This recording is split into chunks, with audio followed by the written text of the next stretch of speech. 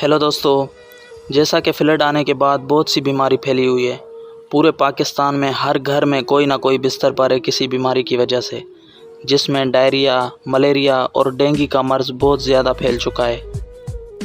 तो आज हम जानेंगे डेंगू के बारे में। डेंगू एक फीवर है जो कि फीमेल मॉस्किटो के काटने की वजह से होता है। इसको हम वायरस भी कह सकते हैं। ये वायरस इंसान के अंदर 2 से 7 दिन तक रहता है। इसकी सबसे बड़ी सिम्टम है बुखार होना। इसके अलावा सर में बहुत दर्द रहता है, आँखों के पीछे दर्द रहता है, जॉइंट्स और मसल्स में बहुत दर्द रहता है। इसके अलावा सांस लेने में मुश्किल होती है, स्किन पर निशानात हो जाते हैं, ब्लड प्रेशर कम हो जाता है और उल्टी आती है। कुछ लोगों का बुखार थोड़े दिन के अंदर उतर भी जाता है, लेकिन कभी कभार डेंगू बहुत ख़राब भी हो सकता है, जिसकी वजह से पेशेंट को एडमिट करना पड़ता है। डेंगू मॉस्किटो जनरली साफ़ पानी पर आता है और वो ज़्यादातर सुबह और शाम के टाइम पर काटता है।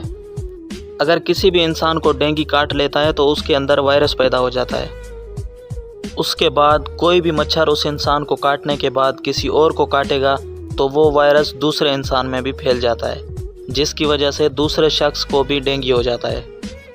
इसलिए डेंगू को वायरल डिजीज़ भी कहते हैं।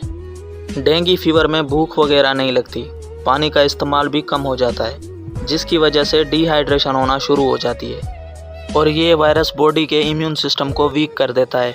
और उसके साथ हमारी बॉडी के अंदर एक जगह होती है जहाँ पर ब्लड सेल्स तैयार होते हैं, जिसको कहते हैं बोन मैरो।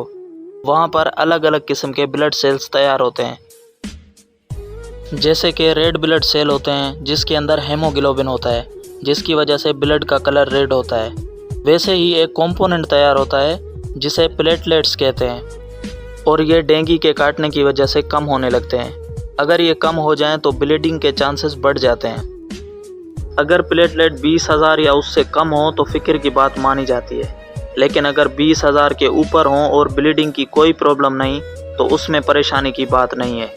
कुछ टाइम के अंदर प्लेटलेट्स खुद ही बढ़ने लग जाते हैं और हेल्थ नॉर्मल हो जाती है।